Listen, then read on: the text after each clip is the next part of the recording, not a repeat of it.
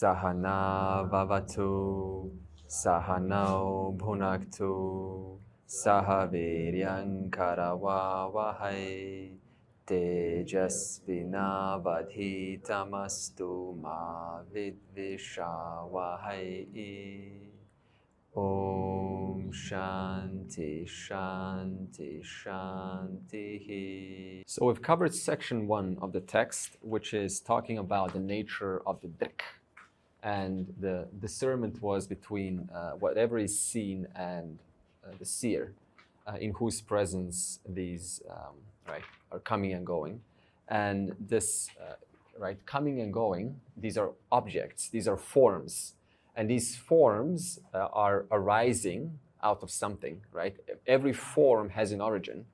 Every creation has an origin.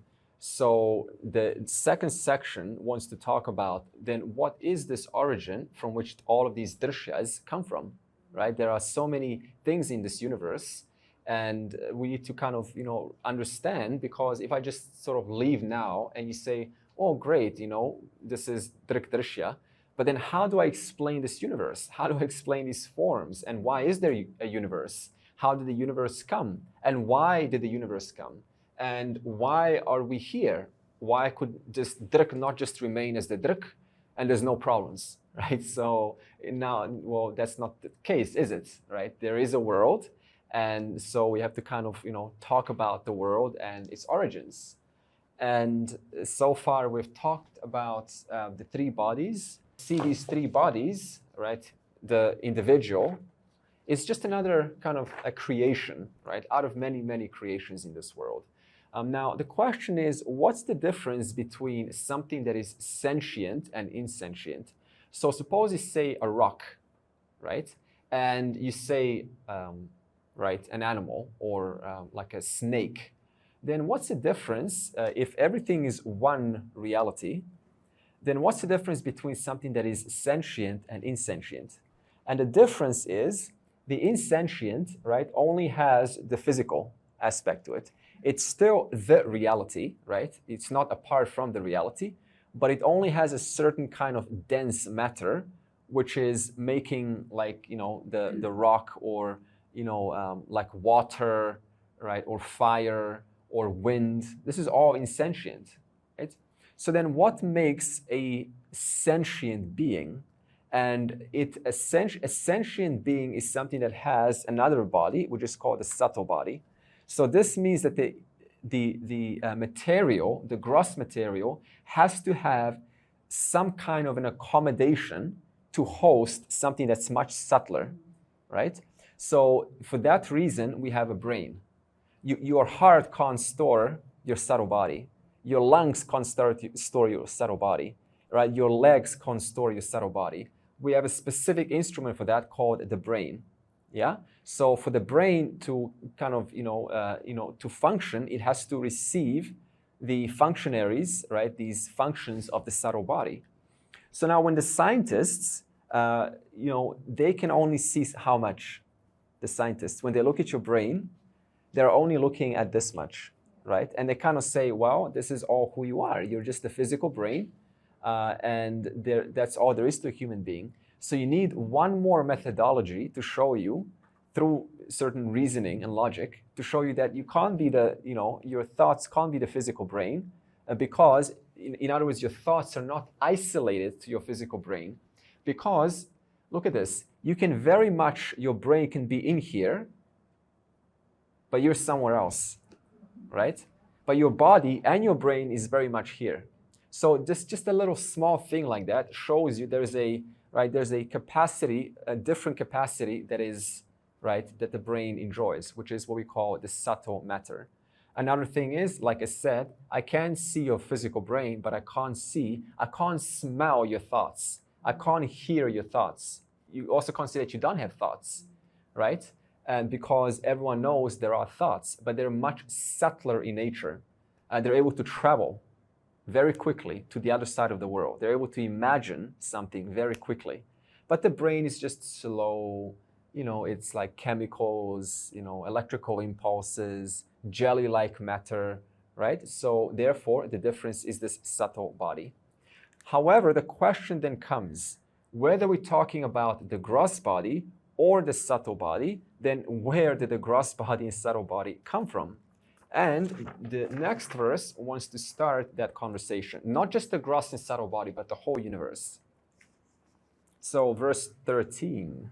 Shakti dvayam hi mayaya vikshepa avrti rupakam. Vikshepa shaktihi lingadi brahmanda antam jagat sajet.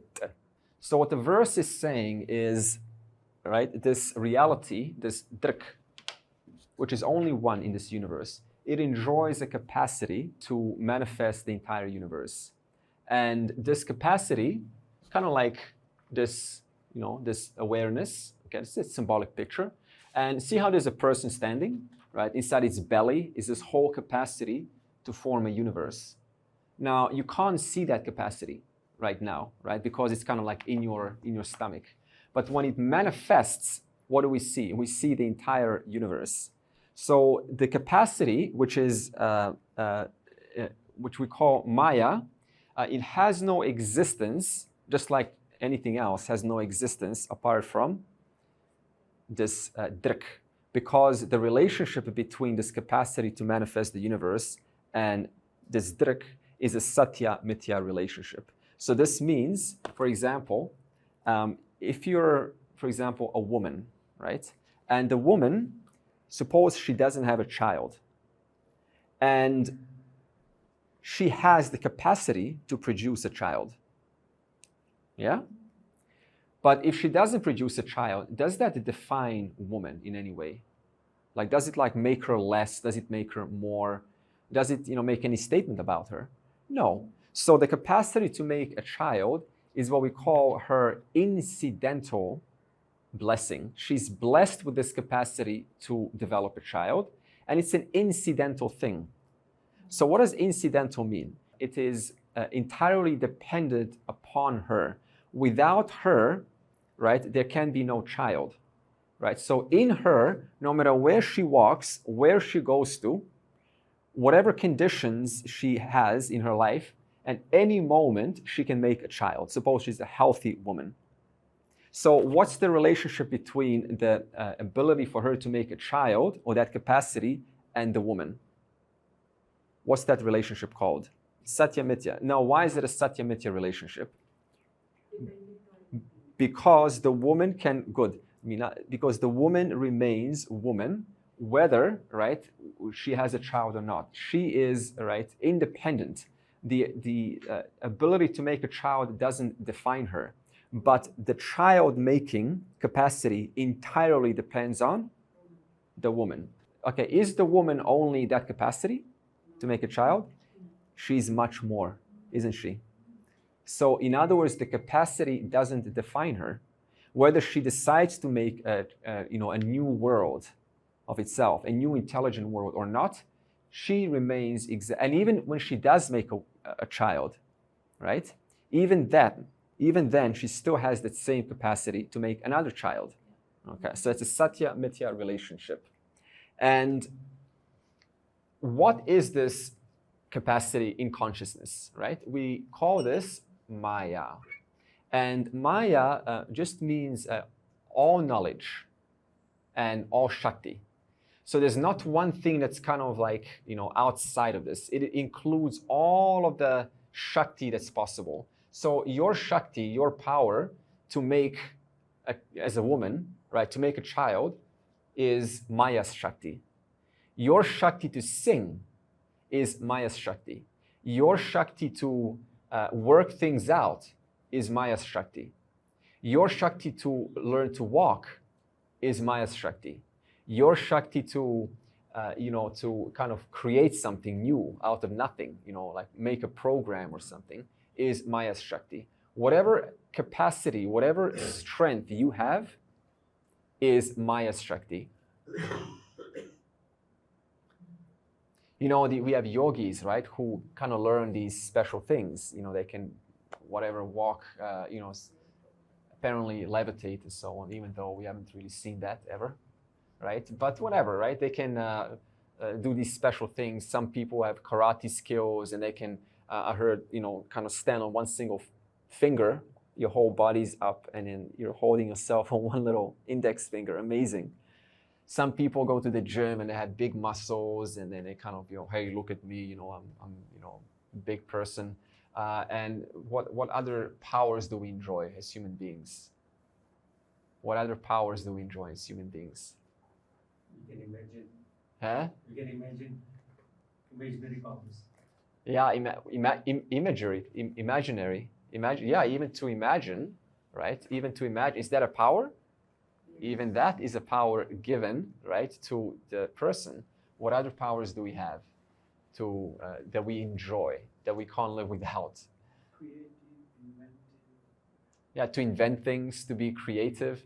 Now, when you're creative, what does that include? It includes a certain, right, ability to draw the facts from different parts, right? I need to bring in the memory. I need to kind of work things out. But what else does it mean to be creative? Does that include knowledge? Because you're always creative about something, right? Your creativity always includes some information, some knowledge about something. So not only Maya is it all Shakti, it's also all knowledge. So this means every knowledge that you can ever conceive of or that you ever thought is yours, it's Maya's knowledge. Any knowledge you ever thought, like inventing a plug or a light bulb or AC electricity, like Nikola Tesla AC electricity, DC electricity by Thomas Edison, right? Whatever it is, any mathematician who's like quadratic equations and prime numbers, all of these things were discovered. So it's not like they were just like for the first time created. They were already in potential, and the person tapped in with a certain mindset, and he extracted what was already there. Because Maya is all knowledge, all power. So you're always ever drawing from Maya. You're never kind of drawing outside. But Maya has no existence apart from consciousness. You see? So the verse says now is this Maya has a twofold capacity. And the first capacity is Vikshepa Shakti, which is the power to project or manifest a universe.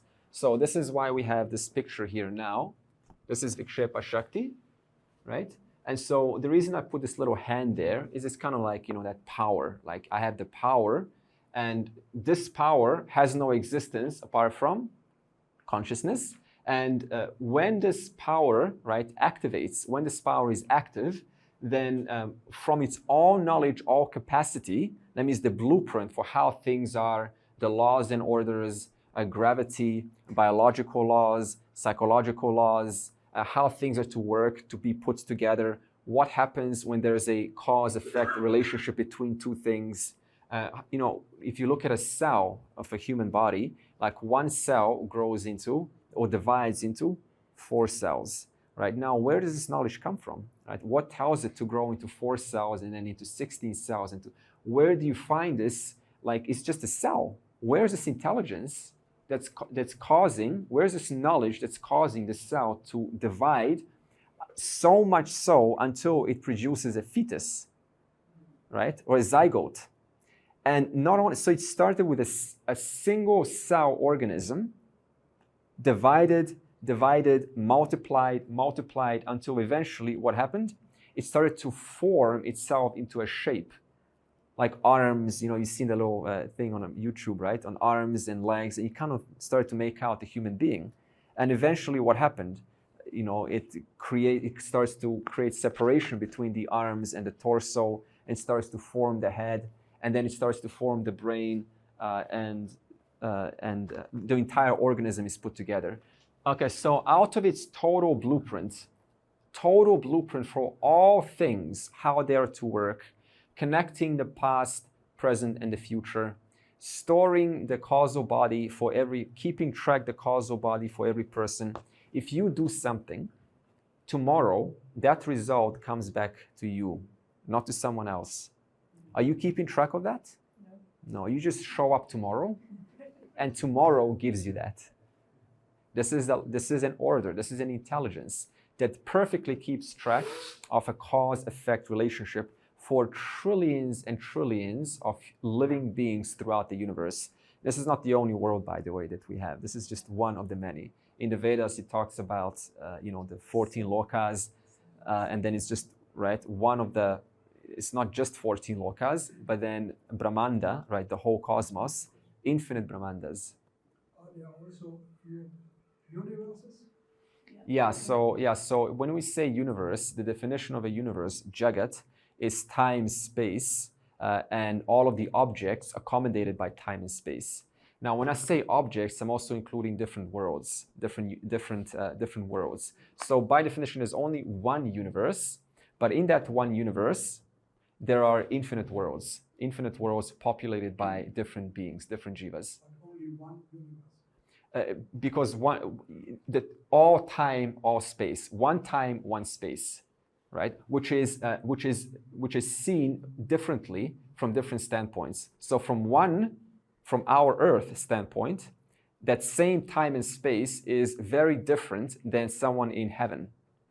So it's one time, one space, and that we call universe, one universe. Now, this is a little bit kind of a conflict with the modern science, because they will say there's parallel universes. Yeah, I'm saying there are infinite universes according to the Vedas, but if you just define universe, jagat in Sanskrit, jagat, then that jagat has infinite worlds. So we don't kind of use the word universe, but jagat, which is all time, all space, time and space, right? For example, at the time of creation, we have, the Big Bang, for example. Now, before, right, the Chandogya Upanishad says, Sat eva saumya agra asit ekam eva aditiyam. So this is from Chandogya Upanishad 6.2.1. So what this means is, before all this came, what's all this that came? Yeah, this person that's here sitting now, this one that's talking, the world, the birds, this fan, right, the materials, everything. Before all this came, what was there? Sat eva agra asit.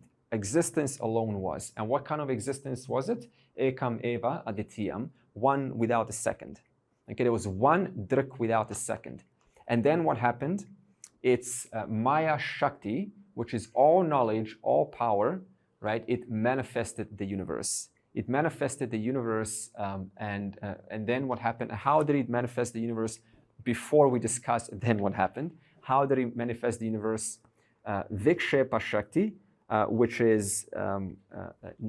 manifests both your gross and subtle body.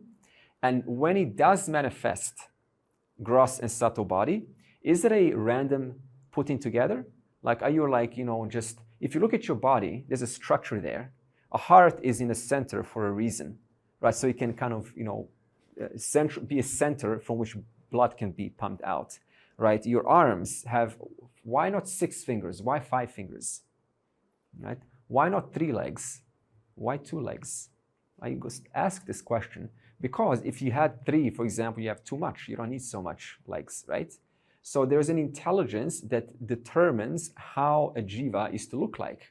In Tattva Bodha, we talk about this template, which we say from this Maya Shakti comes, the first things comes space, right? And space is the subtlest element from the first element that manifests. The second power is Avarana Shakti. So when something is projected, what happens? How do you create Dvaita? How do you create a difference? How do I, for example, create blue? I have to hide red. I have to hide green. How do you create an arm? By hiding information on how to create a leg. How do you create a woman? By hiding information, a certain kind of information that creates a male orientation. So Avarana Shakti is that power which hides certain information from all knowledge, all power. Okay? So look at this. All knowledge, all power has the capacity to manifest the universe. Okay? To manifest an ant and not a lizard, then I have to hide certain information to create an ant and hide certain information to create a lizard. So for example, a bird, I like this example. A bird knows which twigs to pick outside, how brittle they need to be, how flexible they need to be, which location they're found, under which trees, and by that information, it builds a nest which is waterproof, most likely, and maybe even windproof. Now, suppose I tell you, please go make a nest for me. Do you have that information? We have to learn that from a bird. The first thing that you and I will do is go outside and start to look for nests, and we will try to copycat the nest, and then we'll say, look, I've created it.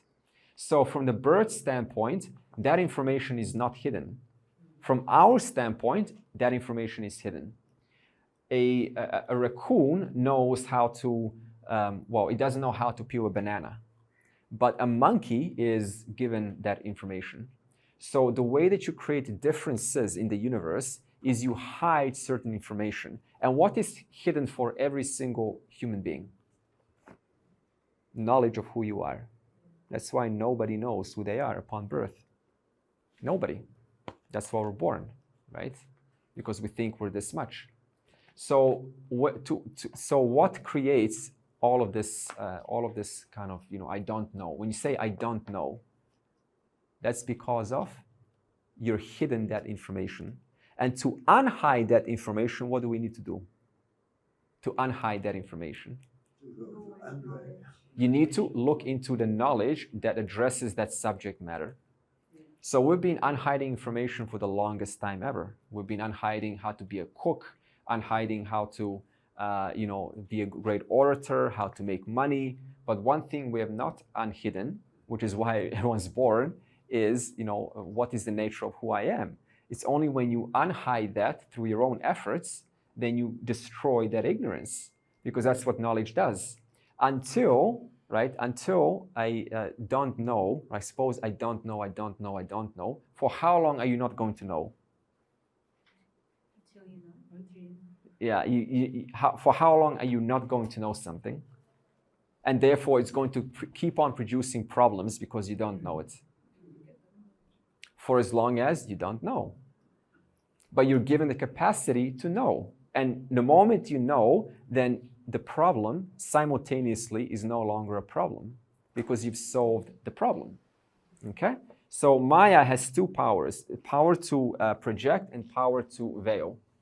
When this power manifests the universe, as we have in this picture over there, when it finally manifests the universe, then that same power, which we just call Maya, which is all knowledge, all power, in potential, we call it Ishvara. Okay? So it just changes a name for the sake of having a better relation with it. Just like the moment the woman has a child, she changes name. What is her status now? Mother. But she's still intrinsically the same woman. Okay? So it's not like when she's a mother, she's kind of like, more, she's still the same woman. She's not more or less, it's still the same woman. So in that same way, when this power gives birth to the whole universe, then we call Maya the cause of the universe, Ishvara. Okay? So in English, we have different names like the Lord, right? Or God. So this is Ishvara. So awareness is the reality. This is the reality of all things. Awareness enjoys a power called Maya to manifest the universe. Maya is all knowledge, all power in potential. When all knowledge, all power in potential finally manifests the universe, then from the standpoint of manifestation, we call that all knowledge, all power, Ishvara, the cause of the universe. Okay? So now, what is this Ishvara, this knowledge and power? You can appreciate it in 100 different ways. For example, if you want to become a doctor, how long does that take? 7 years, right? 10 years plus, right? Now, what is, like, you want to learn anatomy? It's the hardest topic ever. There's so many terms to learn just about the human anatomy. So for every part, there's just hundreds of terms. So that's how intricate every part is. Okay? And now suppose you want to learn just one part of the human body to become an ophthalmologist, to study the eyes. So that's another 2 years of specialty. And then you say, you know, I want to study the retina, just the retina, or the iris of the eye. That's another 1 year of knowledge. So look at how much data there is in just the anatomy, in just the eye. And the eye, for every single person, since beginningless time, has never been the same. Every single eye has been put together in a unique permutation and combination with a different pattern, and that is just the human eye. So just within the human eye, there is infinite combinations of human eyes. Just within the crow eye, there's infinite combinations of crow eyes. And then with a human, there's a certain range between how far the eyes can see. With a hawk, for example, there's a range for how far a hawk eye can see. The varieties within not only every species, but in every single organ, right? And now you take one eye, and then you take a lung, you take a heart, and then you put it together in such a way that you have a functional human being who's able to get their work, who's able to do something in this world, to build a house, and to even reflect back onto their own reality. Now, think about kind of like the intelligence that is required to put this together. Is it some random intelligence? Is it just like a random blobs of, let me heart throw it there and lungs throw it, let's let it stick? It is amazingly complex how anything in this universe is put together. And not only is it well put together, but it has a relationship to something else that is also well put together. So we have particles of everything in this universe that is, if you look at the smallest level of that particle, like atoms, the atoms arrange themselves in such a way that they create, for example, cellulose. How many carbon? 6. How many hydrogen? 10. How many oxygen? 5. 6, 10, 5 to create cellulose. Why not 7 carbon? Why not 8 hydrogen? Or you should take, for example, water. How many molecules, atoms is water? H2 and 1 O. If you have H3, it's no longer water. What determines that it's going to be 3 and not 2? And then you have water, and then you have sodium chloride. You take one sodium, okay, atom, and you take one chlorine atom, and you have sodium chloride. Okay? Now you say, well, so what? Well, you combine H2O and you combine sodium chloride and you get salt. That's a lot of use for that. And can your body go without salt? No. And then you take the sodium chloride and you attach it onto sulfuric acid or acid rain. And now you have detergent. Another use. So at every level, right, it has kind of a relationship to itself. But the moment you combine it to something else, it gains new attributes, new qualities, which have a different use to something else in this world. The food you eat comes from plants. The plants have a system to convert light energy into chemical energy through photosynthesis. They depend on the sun. The sun is a helium and hydrogen. The sun has a relationship to the plants. The plants create, or their molecules are arranged in such a fashion that they're able to convert carbon dioxide into oxygen, which you need. And then every plant has a different nutritional value. One plant has vitamin A, vitamin C, orange, spinach, you have iron. And now you have a body that needs vitamin C and needs iron. And those plants feed the animals. They support the ecosystem. Now, if there is so much connection between everything in this universe, your body, the air you breathe, the plants that you eat, the nutritional values of each plant, the sun, if there is a connection between all of these things, then what does this mean? Then whoever created the sun had to also know about how to create the plant. Whoever created the plant also has to know about how to create the human body, which requires the plant. Whoever created the human body also has to know how to create a means of communication, like an intelligent communication, so that this human being can be exposed to a pramana through which hearing can ascertain its own nature. Now, can a human being ever know this? Can a human being kind of ever figure out what is the nature of, or like who put all this together? Can we ever figure this out? Because all we can do is we can just look under a microscope and kind of see particles, particles working together. But can we ever figure out who created this intelligence that intelligently puts all particles together at every mithya level? This is what the scientists, or where the scientists stop. They will tell you, certainly, table, wood, molecules, atoms, proton, neutron, electron, quarks. But then why do you need Vedanta? What value does Vedanta add that science cannot give you? What Vedanta shows you is you need to look at those forms. What arranges those particles at the smallest level of the atoms to produce a molecule such as sodium chloride, which is going to be salt later when it combines with water? What combines specifically cellulose and lignin so that it produces the wood in this world? At every level, we can see there's a putting together. You following me? At every level, there is a putting together, but what is negatable? The mithya form. So table is. Look at this. Table exists. So the existence ticked. Now, wood is. Wood is ticked. But then what combines the wood together? Lignin and cellulose. Have we decided that? No, we just come into a world where you have cellulose molecules and lignin molecules combined together. So what combined those molecules together? Intelligence. It's not a random putting together.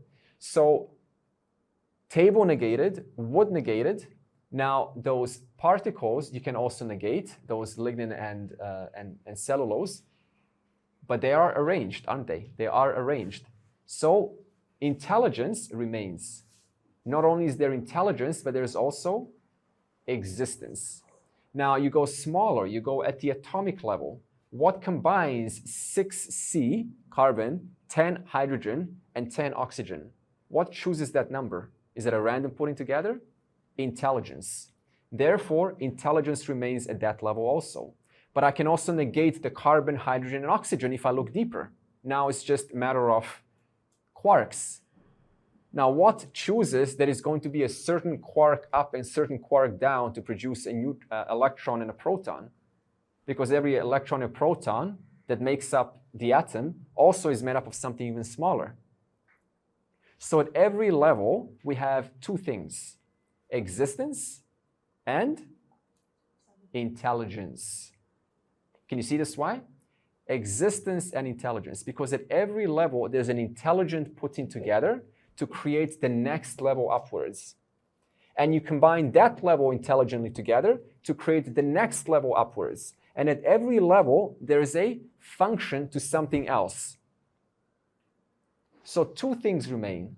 Intelligence, because of which the forms are what they are, and existence that gives the forms their existence.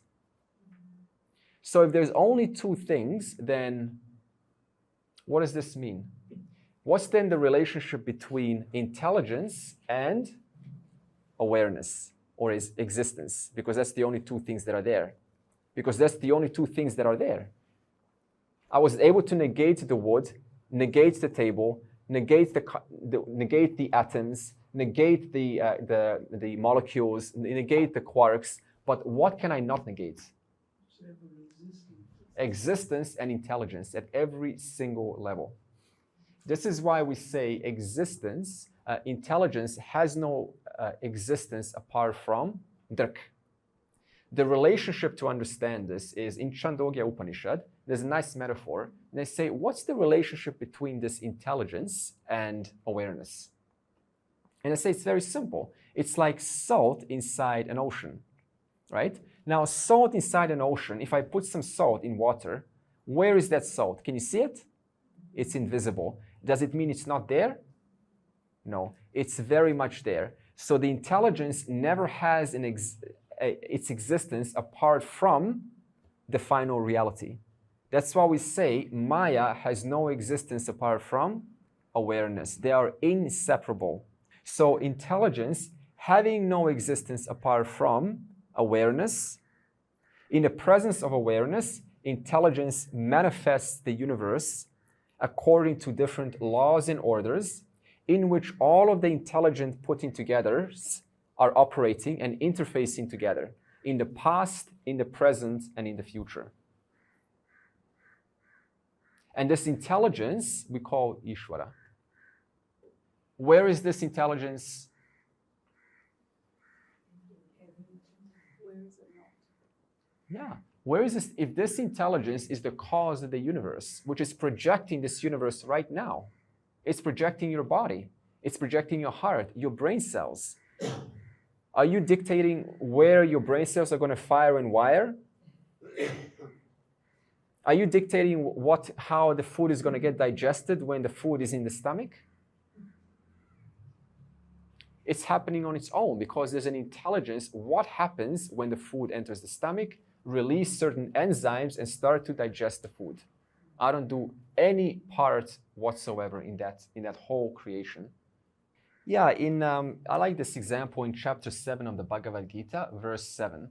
They have a very nice example of beads and threads, if you heard, beads and threads. So the example is this intelligence, which is invisible. It's kind of like the thread around whom there are these beads, many, many beads. And the beads are the forms. They're the forms that are manifest, like you're one bead, this is one bead, the heart is one bead, the bird is one bead, right? The tree is one bead. Everything's just one bead. And all of these beads are strung around the same thread. Now, where is our focus? Our focus is on the beads. We're unable to see the very thread which is connecting all of the beads together. So if kind of like I have if I push one bead, because they're all strung around, if I push one bead, they're all strung around the same thread, then what happens? There's a rippling effect. It comes back to me, kind of like that picture over there. It comes back to me eventually. I may not know why, but it does come back. And this thread is what they want to compare to all of the laws in which these beads operate. One of them is, for example, is the gravity, right? So you don't kind of see gravity, but objects, physical objects in space are, governed by gravity in one way or the other. Or the laws such as the psychological laws. So do you define what happens when you make, when there's someone lies? Suppose someone kind of says a lie. Do you define that you're going to feel hot and a little bit red and a little bit shameful? Do you choose that? Okay, now that I have lied, I'm going to feel warm in my body and embarrassed. It happens on its own. That's an order, the invisible law that is governing what happens when a form interacts with the world in a certain manner. There are laws that are set up in which all of these intelligently put together particles operate, and when they have a certain relationship, there's a certain effect that happens. And that effect is like this thread, which dictates, which defines what happens when every putting together operates with another putting together, okay? So, and what other laws do we have? We have biological laws. We have the entire plant kingdom. The plant kingdom is, botany, study botany. This is huge in itself, in intelligence there. You see in the Venus flytrap, this little thing that closes when there's a mosquito, it lands. And this thing is so intelligent because every time it closes with its claws, that takes a lot of energy. So it's programmed to only close when the feet of the mosquito or the fly tap it around 5 or 6 or 7 times. Because then it reinsures that the mosquito is indeed here for some time. Because a mosquito can come and go, therefore it saves its energy. A bee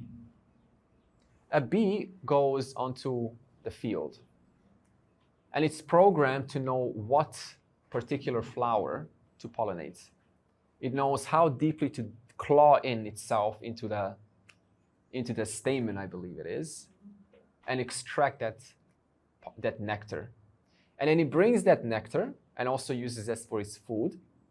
And it creates its metabolism is acid and alcohol. Its metabolism produces acid and alcohol.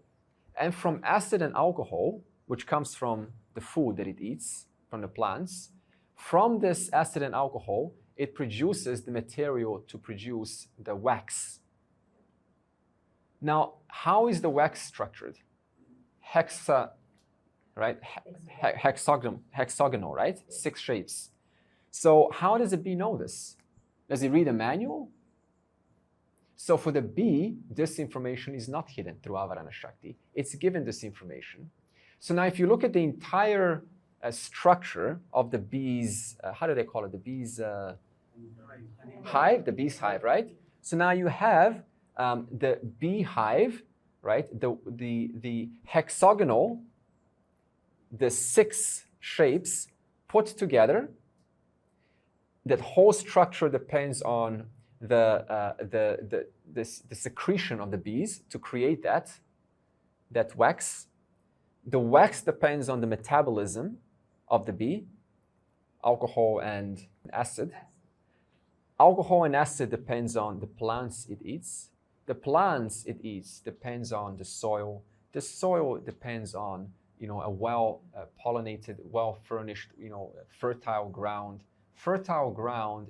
How many years did this take to turn from molten rock once upon a time? 4.6 billion years. Only just lava, molten rock. And then 4.6 billion years, we had the first singular organism, single cell organism, the simplest life form possible, evolving to such an extent that it took several billions of years to turn into a multicellular organism. And the multicellular organism eventually evolved to a simple amoeba. A simple amoeba turned into something more complex, having the fins, having the vertebra. The vertebra eventually evolved into something even more complex to get out of the ocean and learn how to use the oxygen for survival. How many billions of years did it take to create this body? And how many changes did it take from the simplest single cell organism to put itself together to create a heart, which is programmed to pump around 80 beats per minute. And then to evolve into a lung, which is very different from a heart, because the lung is able to take oxygen and convert, to disperse that throughout the body. So its function is programmed to do something very different than the heart. The kidney to purify the blood, right? To clean the blood, very different function from the heart and from the spleen, from the liver. And then you put all of these functions together, and they all work in a symbiosis. They all need each other, working in a perfect symbiosis to create a human being, a body, which can then look outside and say, I need spinach to keep sustaining this organism, I also need vitamin C, and I also need proteins. Putting together human being, putting together plants, putting together the relationship between plants and the rains. If you look at our oceans, they are salty, a lot of salt. Now, nature has a system to purify the salt. How does it do this? Through heat. It evaporates the water, goes into the clouds, through precipitation, falls onto the ground, onto the mountains, and it collects into rivers. And those rivers attract wildlife. And that builds a sustainable wildlife so that it can evolve. And the system is made in such a way that that water always evaporates again and finds itself back into the same ocean, so that the ocean never depletes itself. Did you do this? And the entire system depends on the sun, depends on the clouds, and how far do the clouds travel up into the atmosphere?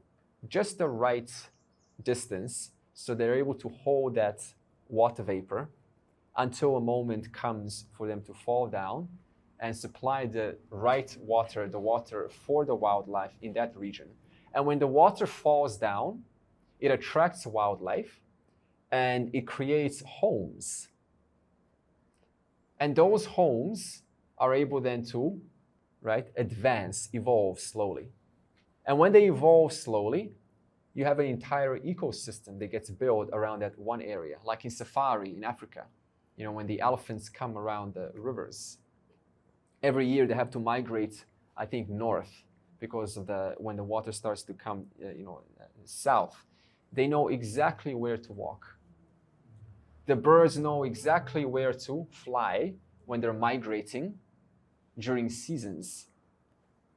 The bees know exactly which flowers to pollinate and then come back to the beehive and do a little dance for the rest of the bees to recognize as to which flower I pollinated. The bees understand this.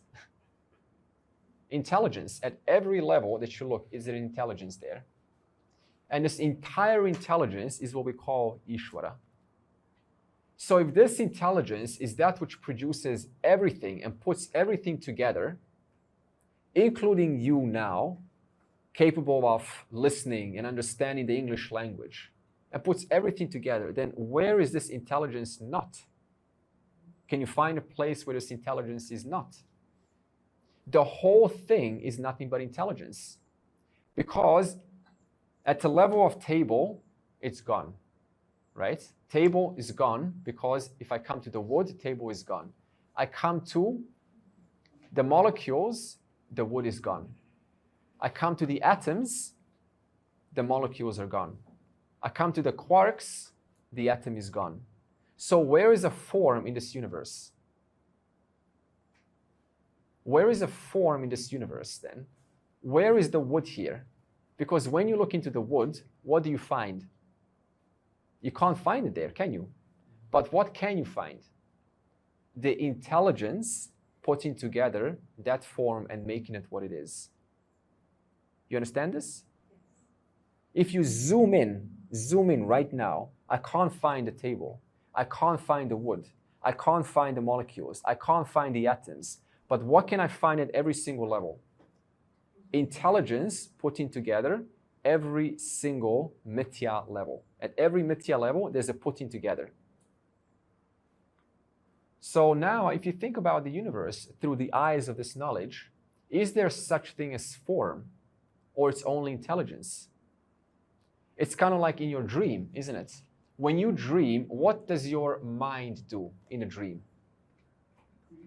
Your mind has it's called Nidra Shakti. What is Nidra Shakti? It is the capacity to produce a world. Whose world? Your world. And this power during dream, when it produces a world, it produces everything, makes it very real, doesn't it? And it makes it so real that you get emotionally involved inside your own creation, right? Now, who created this world? You did. What part of you created this world? Your capacity to, your mind, your capacity to project an entire world that you created. And then it creates a character called dream character. And this dream character interfaces with other dream characters, and they have quarreling, arguments. How did this universe come? And they're all looking at this world and they're saying, who created this? And they say, Allah, Krishna, Vishnu, Brahma, Jesus, God Almighty. And they start to have fights around. The language, the people, the mountains, the knowledge, the whole thing is your projection, is your creation. None of them have an existence apart from you, the one in whom there's a capacity to project the world. And then in the dream comes a wise fella. And they walk up very calmly and they say, what are you arguing about? And they say, we can't decide who created this world. And they're all very emotional now. There's tears coming, anger, it's all very real. And this fella, with a very calm composure, comes over and says, why don't you sit down and let me show you a little bit about, this amazing vision that we are teaching. And it says there is this consciousness, the reality. Consciousness is the reality. And what is this reality? The reality because of which you're aware that this argument is taking place right now. It just lights up your mind. It lights up your thoughts. It lights up your knowledge, whatever you know or don't know. It just lights it all up. And this very consciousness has a capacity to project this universe of names and forms, differences, millions and billions of differences. And they all have a different interaction with each other according to their personalities, of course. And the whole thing seems very real. And for how long has this been going on, says one of the participants in the dream? Since beginningless time. What do you mean since beginningless time? Well, it's very simple. Because if reality is consciousness, and consciousness is unborn, and Maya has no existence apart from that which is unborn, then Maya is by definition what? Unborn also. And what does Maya do? It simply projects the universe. Why? Because that's just what it does. That's just how it is. Can it be any different? No. It's always been like that. And when it projects the universe, as it's doing right now, this is a projection, by the way, right now, it produces jivas, sentient beings, which consist of 3 bodies. And the sentient beings are trying to discover what is the nature of all of this. And then the wise fella comes over and says, it's very simple. This is a projection. It's very incidental. Just like the mother produces the child. It's an incidental, it's a blessing of consciousness. Consciousness is blessed to produce the universe. And when it does, it produces this right now. And you say, well, how do I get out of this? Who says, well, there is a way. Not that you really get out of anything, because the whole thing is in you. The whole dream is happening in you. So you're not really getting out of anything. You're just removing the veil that's making you recognize that right now this is the absolute reality. These forms are the absolute reality. When in fact, right now, there's a reality that is, for a person that knows not this reality, oblivious. So all they can see is just forms. Oh, there's a person speaking. There's a person listening. Oh, there's a wall. There are pictures. But right now, the reality is this happening here. There's nothing else other than this, because the whole thing is a projection. The projection has no existence apart from the final reality. And what if there's only one reality here, then are you different from this reality? So then what makes us put our focus on, why do we miss this reality, this intelligence, which has no existence apart from consciousness? Why do we miss it? Why do we miss it? Ignorance. Huh? It's being ignorance. Because because our focus is on the forms. We've never been taught. There was never a wise fella in one's life who came up and said, here's what's really happening right now. You think you're a real person, but you're just one of the many, many, many projections that is being manifesting right now. No different than anything else. Nothing special, nothing non-special, just one of the many projections. The whole thing is happening in one reality right now. And how do you know this one reality? How do you know this one reality? You're aware. Self-revealing I. You know that you're self-revealing. Do I have to tell you that you're conscious? So that consciousness, that self-revealing I, that is the one from whom this Maya comes out. So if everything is one reality, then by definition, you should be able to know that reality right now, if everything is one reality.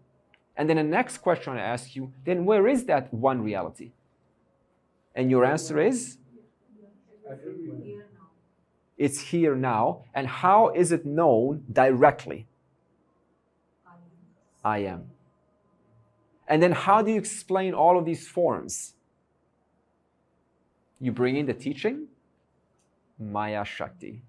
What's the difference between being an owner of something, like owning something, and being a trustee? You know what a trustee is? A trustee. When you're like entrusted, right? You're entrusted something to take care of it. Now, what determines this attitude between ownership, like mine, and trusteeship, as in I've been entrusted? Okay? So ownership is when, I think I own it. But you don't even own, for example, your house. We buy a house and we say, my home. But, that home has been inhabited much longer than you've been on that soil. And what is exactly yours? Is it the pipes? Is it the bricks, right? Which I didn't even create. I don't even know how it's created. And, even after the body goes, someone else is going to own that house. So when I say I own something, it's for a very short time, in reference to this grand, scheme of things. In this vast periods of time, I don't really own anything. So whatever ownership I think I have is actually, it's not really ownership at all. Because ownership means you created it. Right? I own this body. That means I created this body. But you didn't. You just kind of go, wah, mama puts food in your mouth and it grows. And then we just keep rinse and repeat for the rest of our lives, right? The hunger comes in, we go downstairs, put food, and you're off to class. And then how many processes are going on to disperse those nutrients and replenish your, prana, your inhalation, exhalation, right? Your digestion, excretion, circulation. How many of this is going on in the background, totally oblivious to this fact? I just sit down and do, my part. So there's no question of ownership here because I didn't create anything. So that's why we have a different term called trusteeship. Now, what is trusteeship? Trusteeship is like when, you have a yard to take care of. And you sit in your yard and you're entrusted sort of to take care of it because you want to take care of, you have a kind of an objective relationship to this yard, right? You're entrusted to be responsible to take care of it. You're not kind of attached to the yard. So now if you understand that all that is here is Ishvara, this intelligence, manifesting as this world. Right now I'm talking about, not tomorrow or yesterday, in this moment. And this intelligence has no existence apart from consciousness and existence. If all that is here is this intelligence, including this body, because this intelligence is manifesting as this body, then the relationship starts to change. Not so much from ownership, but into trusteeship. I am entrusted this body to be used wisely. I am entrusted this body to be used according to what what is your pursuit. You may have many pursuits in this life, but when you come to the knowledge, you recognize your highest pursuit, your highest dharma, besides security and entertainments, as we discussed in the first session, is to understand what is the nature, who is my creator, right? What created this body?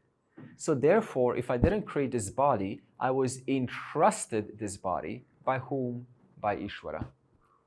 Then immediately, the sense of I can abuse this body, that stops. Because it's not my body. It's like a temple. You know, you take your shoes off before walking into a temple. Because there's a certain respect for the creators of this temple, and I want to acknowledge that by by acting appropriately. So like this, when we understand that all there is here is God right now, intelligence, manifesting as these forms, the world, when we go out and we will see trees and water and we will see our rooms, right? You're just seeing materials put together, elements, periodic table of elements put together, right? To create metal, to create stone, to create tree, to create cloud, to create heat. The whole thing is just intelligence manifesting as different forms. I know it's much harder to, that's why I said yesterday, shopping, right? It's like, what, God? But the moment you go to nature, it becomes much easier. So maybe we'll stick to nature for now. And when your mind's very established, then there's no difference between outside and when you're inside the shopping mall. And this takes practice. So for now, we can talk about outside. And you see, wow, there's these interactions between the birds and the animals and the wind and the heat and the seasons, right? And the nutrition, and the bird knows where to hone in to get that fish. You can hone in. I saw this last year, and it picks up the fish, and sometimes it drops the fish, maybe teases the fish. And now every fish also is endowed with an eye sense. That's a nice, very example from one of the scriptures. Is when the fisherman throws the net into the ocean, and they open the net in front of their feet. Now, the closest fish in front of the feet is going to be usually picked up and thrown back into the ocean. What does this indicate? If you're close to the Lord, if you're close to the teaching, if you're close to the knowledge, the intelligence has such compassion for you that it spares you. It spares you from this samsara of rebirth, of coming back. Therefore, it's a very nice example of what it means to stay close to the truth, to stay close to God. Now, if all that is here is God, then how can I stay close to God? If all that is here is God, I'm always nothing but God here.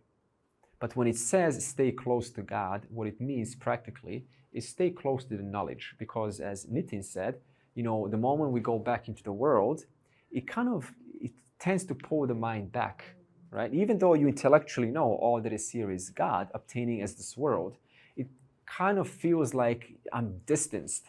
So what do? We have a nice, we have prayers, we have communion with the Lord. My personal thing is I'm always having a conversation with God.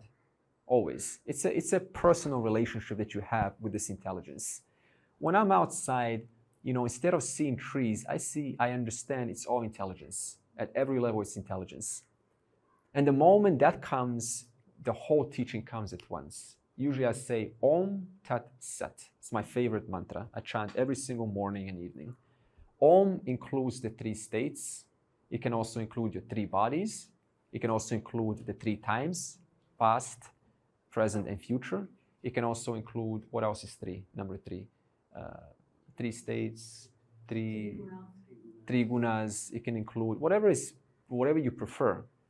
But then you say, because of what are these three connected? Because of tat, because of intelligence. Connects the past, present, and the future. And that tat has no existence apart from sat. Om Tat Sat. This is like, I'm in love with this mantra. Chapter 17. If I don't do this, what happens? What does the mind do then? Brings back those orientations from here. Brings back those orientations. Oh, look, people walking, they don't know what they're doing, what bunch of, whatever, right? No. Om Tat Sat. Om Tat Sat. Constantly in meditation, Om Tat Sat. So I want to show this, that it's not just class. There needs to be some follow-up in the world. Whatever example you find close, that is the model through which we can for a moment see the world. Because we said to see the world in such a way, it requires consistent, right, repetition of that seeing. You need to see the world. Your mind is established to see it in an old way. So we need to start looking at it in a new way constantly until it becomes quite spontaneous. Okay? So it is practice. I'm not going to say just, hey, come to class and, problem solved. It is practice because our mind's orientations are so strong, they keep on spilling into the present and dictating how I perceive the world, despite having gone to the classes of this knowledge, of this wonderful tradition. We've got all of the technology in the world. Our lifestyle is significantly better than it used to be. We used to kick cans on the street for fun. Just visit the simple conversations. Nowadays, we've got VR, we've got the web, we've got computers, we've got so much opportunity, and yet mediocrity. I feel small, I feel inadequate. Depression, what went wrong? And this book made a very nice point, is we lost touch with divinity. The water is just water. The food is just food. I see some shows on TV. They have these food competitions. They treat food like just some toy, throw it left and right. And yet in the tradition, what do? Om Brahmarpanam, Om Brahmahavihi, Brahmagno, Brahmanahutam, Brahmevatena, Gantavyam. Right? So we say this food is God. The eater is God. The digestive fire is God. The maker of this food is God. The one who delivered this food is God. The ingredients are God. The one that's about to consume this food is God. The whole thing is God. So look at this. Every day we have an opportunity to firm up this knowledge. Opportunity lost. And all it takes is just 10 seconds for a little prayer before eating to solidify this knowledge. So again, there's something that can be incorporated in our life. So Ishvara, if you think about, if all that is here is God, whose laws and orders are impartial, they're unbiased, so it's not like I'm going to bless you, I'm going to punish you. It doesn't work like this. This is an old system of thinking. It doesn't just randomly bless and punish people. It just facilitates and delivers whatever results of actions are to come to you because of your own actions. So it's not like it punishes random people. It just delivers whatever this person has done in the past. That's how the law is. So if I understand that I'm not being punished, the world is not unfair to me, it's just whether I know why this is coming or not, I can at least have faith, shraddha, that this is coming from impartial order, unbiased order, which simply delivers the results of my actions. And knowing that it's coming from this infallible order, I can still have reverence from whence it comes. It comes from God. And therefore, I can have a different attitude about it. Rather than criticizing it and feeling small and feeling punished and feeling sorry for myself. Oh no, God doesn't like me. I'm so unlucky. Why me? None of this. It's impersonal. The order is impersonal. It's impartial. This means it doesn't have the sense of who I like and who I don't like. It just delivers according to your own actions. If I want a positive future, a successful future, then I apply actions consistent with that. And that's exactly what this order gives me. If I want a future that is dark and not so bright, then just relax into your own habits. And the habits are going to take you down into a very kind of a rough path. So if all that is here is Ishvara, then it has a certain airbag. If I take divinity out, then what meaning is there in life? It's like just a mechanical process. One's doing this, the bad guys get all of the good things, the good guys, we suffer. You can't explain anyone's position. It's just kind of a blame game. But the moment I understand this order delivers a perfect cause-effect ratio, even if I don't see, it still delivers everything to everyone according to what you have done in the past, what you have done. And therefore, I don't need to blame, I don't need to get angry. I can say, okay, this has happened. How can I make most use of this? How can I put this to good use and remember the presence of Ishvara? This much can be done. And so this conversation will continue about what is Ishvara and how to relating with God, relating with Ishvara on a day-to-day basis. So this we will cover next session. Purnamadav Purnamidam Purnat Purnamudachyate Purnasya Purnamadaya Purnameva Avashishyate. Om Shanti Shanti Shanti.